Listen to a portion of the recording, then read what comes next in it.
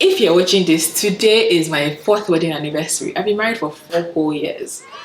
I've learned quite a few things, and that's what I'm sharing today. 4 things I wish I knew, or 4 things I don't know that I could really have known before I got married. And if you stay right till the end, I have a bit of a surprise for you. Let's get right into it, okay?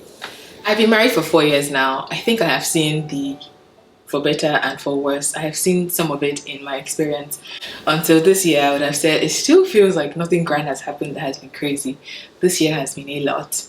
And I think in all those years, the one thing that has stayed true is just stay together, as in be united in your dealing with issues. Because if you start fighting each other, things can go south real quick. Whether you're having a high or we're going on vacation, it's all lovey-dovey, or you're fighting the powers that be in the economy, in your health, what feels like spiritual attack sometimes. If you can stay united, it is such a powerful force, because when one of you is feeling distraught, disappointed, sad, the other person is able to encourage them, able to cheer them on. And I think that's so powerful. I have found that to be one of the most powerful things and one of the most important things in this past 4 years. It doesn't matter what you're going through, if you can stay united, a united front against the world, a united front in the secret, where you're like thinking together, planning together. One person is dealing with tactical parts, one person is maybe encouraging, supporting, and so that other times joining forces to address things together is so powerful, so powerful. And that's one big thing. I was going to say it for the last one, I just figured let me just like give it to you right off. It is unity is an underrated force, and it really is the thing that makes marriage so wonderful. It's like, I don't know how much you can prepare for marriage. I don't know how much of the theory stuff actually translates to practical, and that's a lot to say for someone who's always talking about how to prepare for marriage, sharing books and recommendations. I think that there's a base level of foundation you need to have, where if you don't get the foundation right, everything collapses. Yes. But then the way you will build inside, the way the decor will be, the way you would enjoy your lives together, or the way you will handle challenges, even when you have scenario planning, I don't know that it fully translates, because even I myself, can I predict how I will act if something happens? Like, not accurately, because until you're in it, you're not fully sure. So where does that leave you? I think it's still important to do that foundation stuff, because now at least I'm not fighting bigger problems. When people say all the things you've been through, I don't think you should be like fighting each other, cheating. I'm Yoruba, and there's this thing we call Ogun Afowofa, which is like a battle that you brought into your house, that you caused by yourself. Those are things that I believe they happen because you allow them happen, or you start them, and there's really no upside to it. You could say that any battle could be a self-inflicted, that's actually the description, self-inflicted battles. Like maybe your health went to crap because you were not exercising. It's different from like beating each other, from like cheating on each other, from like keeping separate finances that are hidden, that they don't know about, and then it bursts open and then you've broken trust. What was the upside to those things? Like, there's no upside. It's kind of what I'm saying to those kinds of things. So when people say they've been through ups and downs, I hope it's not those kinds of ups and downs. And I'm very cautious these days, because one of the things that's happened as I grow older is I believe what I believe, but I'm also flexible to say that I may not know everything now. In a few years, I might change my mind, and I'm allowing myself that grace to say I've changed my mind about something. So maybe in a few years, I will think differently about these things. But I believe that there are certain things that are just self-inflicted problems, and those are not things you should be saying we've gone through ups and downs in. I think ups and downs should be things that are just the business of living. Like, they come because you're alive, and it's not something you can really control. So those are things that I think should be that are there in marriage, and are not necessarily things you can prepare for. Because let me give you an example. How do you know how you're going to react if you lose a job? Like, do you know if you're going to be like somebody that gets right up, starts to get a job immediately, or might be depressed? Like, you might say one thing today, but like until you're in it, you just don't know. You just don't know. How do you think you'll be able to support a partner if that's what's happening with them? Like, you can give theoretical answers, but do you really know? You don't know. So that's what I mean. I don't know how well you can prepare. Or like, you plan to have kids by this time and voila, they're not coming. Like, how do you know how you're going to respond to those things? You might say, okay, yes, we'll do this, we'll do that. And this is an example of how I say my mind has changed over the years and I feel less strict about, oh, you must do this, you must do that. When I used to see people that would give testimonies, and I have to be honest with you, and say, oh, we just had a kid after 25 years. I used to be like, 25 years? Why did you wait that long? Why couldn't you have gone to do IVF? Why couldn't you have adopted? Did you have to wait this long? Like, do you really want to become a parent at this time in your 50s? I felt very strongly about those things. Now, let's just say I get it. I get that you could have done IVF, is not a given. You could do that in 12 times, 14 times with no result. Mind blowing. Okay, why didn't you do surrogacy? Why didn't you adopt? Maybe I'll add another topic for another day, but it is not as easy a decision. We don't ask those kinds of questions to people that are able to have babies right away, because there's something about wanting to have your own child in the way you wanted it. So like, you can't take that away from people, right? And let's just say my mind has changed now, and I feel less like, oh, you must do this, or like that was a really dumb move. And I'm giving people more grace. Maybe I'm getting wiser as I grow older, and I'm thankful for that. That's why I'm also saying that I don't know how you can prepare for the actualities of marriage. I do still think you should get the foundation right, so that you're at least starting above ground, right? You're not fighting each other about honesty, about keeping you in the loop. You're not fighting each other about, you stand up for me now in front of your parents. Like, yo, settle basic things so that when the things you cannot control happen, you can at least go from there. So what does that mean now to people who are getting engaged, and people who are thinking of marriage? I say settle the basic things, but also realize that there's an element of luck, time and chance, God favoring you in the way things become easy or not. One of the things I really appreciate about my husband is that he doesn't freeze. You know how in Wakanda, Black Panther, Lupita was saying to Chadwick in the beginning, actually not Lupita, I will get Nakia out as quickly as possible. Just don't freeze when you see her. What are you talking about? I never freeze. Freezing is just like, when something happens and you're like, oh my God, you're scrambling, you don't know what to do, you're shocked. My husband doesn't seem to freeze.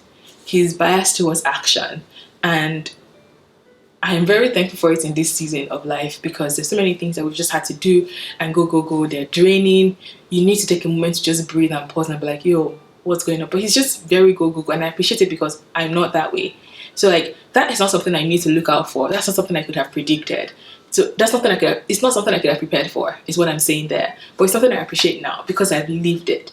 So take what you will from that, and just say, build on a good foundation. Find somebody that can fight with you, not like fight you, but like fight alongside you when things are going crazy, that can enjoy life with you, and then go from there. Okay, another thing is counselors. Depending on who you talk to, you will hear different perspectives. Some people will tell you, oh, anything that happens in your marriage, keep it to yourself. Don't bring on third parties. Other people will tell you to jointly choose your people, and like, if something happens, you can take it to them and all of that. I fall into the latter camp. However, in the last 4 years, I wouldn't say there have not been any disagreements that we could not handle by ourselves. The worst that will happen is I will sleep over it, and the next morning you kind of give calm down. So have I slept pissed? I have slept pissed, and the next morning it's either not that serious, or you just kind of want to talk to your partner. You're like, well, all this argument is okay. You don't necessarily apologize. I don't necessarily apologize. Let me say, I just keep it moving, and next thing we're done. But on the counselor's point, I find that the times we've needed counsel have been things that were at our wit's end. So it's not about disagreements. It's more like we find ourselves in a situation where we don't know what to do, and we need help because we've never had the experience with investments. We've never had the experience with dealing with what? Like, okay, maybe one time we felt like we'd been tossed around a bunch by a couple different doctors, and we just needed somebody to share from the experience. So it's almost like I would, as a single person as well, like reach out to people for help. It's just wise that when you've reached your wit's end, you seek help. So that has been the way we've used counselors. But in terms of helping us separate fights, we don't do those kinds of arguments. When things happen, we're either going to apologize or like be strong-haired for a while and just eventually miss each other and like just tap them and start talking again. So that has been my experience. I haven't found that it's been boo boo boo, let's fight. No. So, but nonetheless, I think that because, but maybe that's what people meant and they just did not articulate it properly. Because life is long, because you have only experienced what you have and you don't know what you don't know, I think counselors are important, but maybe not for the reasons you think about relational disputes. It might be more like, you know, how you have different mentors for different aspects of life. It might be more spiritual mentors, more financial mentors, more like people that have gone ahead of you in some form that can teach you something. So that has been the way we've used counsel in our marriage. I would not have done that before I got married, so this is me sharing now. As a single person, I enjoy watching these kinds of videos so much. I watched everything, all them Vicky Logan's yearly updates. I found couples of all sorts and I just used to watch them and I enjoyed it. So I'm happy to be able to give back to the community now, to share my own as well.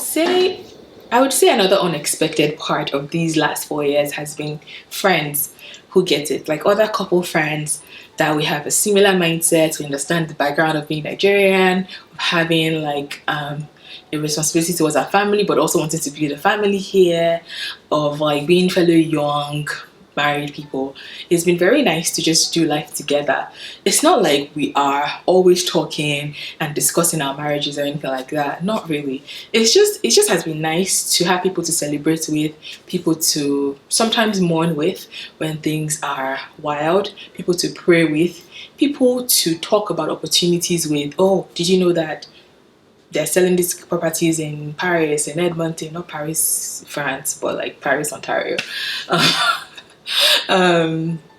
People to just talk with that are in the same life stage and understand it with you. I have found that when we just hang out, whether it's like a barbecue we had and we've talked for hours, it feels so refreshing.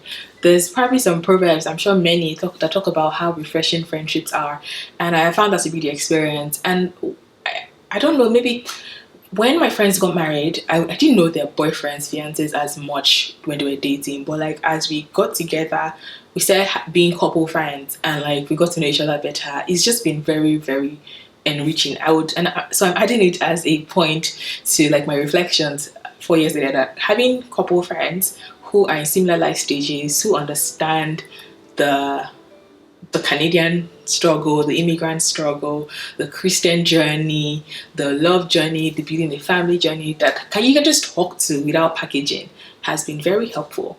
There's things we've learned from each other, from each other's mistakes, similar to cheering each other on. We've cheered each other on, we've mourned together. I think it has been a very interesting dynamic part that I did not really expect. I didn't know what that would mean, and I'm very thankful that I had those friends. Some of the way it worked has been that like my own friends and then Obi's friends, who are also married, just the circle has grown bigger. I mean, it's getting increasingly difficult to hang now that the kids are entering the picture, but it's still a very lovely thing to do, to have a community that you can get with and celebrate life together with. So definitely recommend finding couple friends if you are married as well. So this is the bonus part of the video. Because I'm not married to myself, I figured I would ask Obi for his own opinions as well. He's at work right now because he still works, and it's me that is doing content creator life full time. So he said he had 3 things that he wanted to share about, like that he could share about like the past 4 years. And his first thing was to enjoy every present moment, as in just enjoy life. Don't hold it to your chest. Every part of it, think of it as something that is a gift and enjoy it together. Like truly soak up the joys of life and try hard even when on the hard days to enjoy life. The second thing, which was interesting because I don't even know if I can agree with him fully, is to take some risks together. His opinion is that even if things don't work out the way you plan for it to that is still an experience that is invaluable for you. So don't be afraid to take some risk, whether that is a project that you don't know how things will go, an investment, a new business. Take some risk together. And it kind of ties into his final thing, which is like plan together. I think this one is so important because when you take risks together you need to be able to do it together so that you don't end up blaming the other person. Oh, why did you do this? Because you already got them on board in the first place, right? And so if it's an L, if it results in a loss, then at least you plan together. I've also found it to be such a really helpful thing. Since year one, we've been doing like joint goals. We sometimes have our own personal goals, and then we have like family goals as well, and we present it to each other, both the personal and the family ones, and it's helpful to keep each other accountable. I've always shared about how like that's how I wrote my book, because he was always on my case. I said I wanted to write a book even though I didn't give it a timeline, and it was because he was following up with me that I ended up writing it. Check out my book on my website. It's called Situationship: How to Stop Breaking Your Own Heart. The link will be in the description. And I was in a podcast this week where I was sharing just about it as well, not about the book but about my life and how Obi cheering me on has been helpful. The Yoruba just came out there with on. Okay, so planning together has been very helpful. It also just gives you a joint goal, a joint vision. Where's our money going this year? Okay, well, these are the plans we've made. This is what's going to happen. These are the trips we're going to take. These are the things we're going to try to work on. These are the things I want to do spiritually, like read my Bible more, blah, blah, blah, pray more. When you share goals with each other, you're able to then hold each other accountable and help each other get to those goals.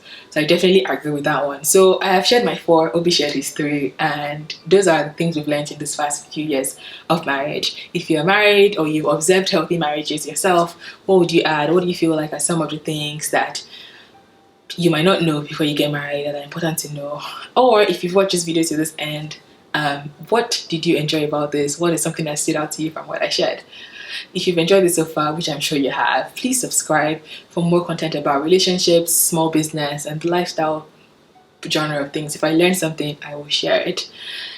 My name is Fopa Nkocha, aka Fopsy the Great, around the web. Follow me on Instagram, Twitter, everywhere. But if you do just one thing, please subscribe to this channel. It's been great chatting with you guys today. Hope you all enjoy your marriages if you choose to get married. That's another thing. I have now become less you must get married. I understand now when people don't want to get married. Not because I've had any negative experience, but I've calmed down. You know how your parents start getting soft when they're getting old? I think I'm getting older. Not that I'm anybody's parent yet, but I just get it now. I don't hold things to my chest anymore. Anyways, subscribe guys. It's been great chatting with you today.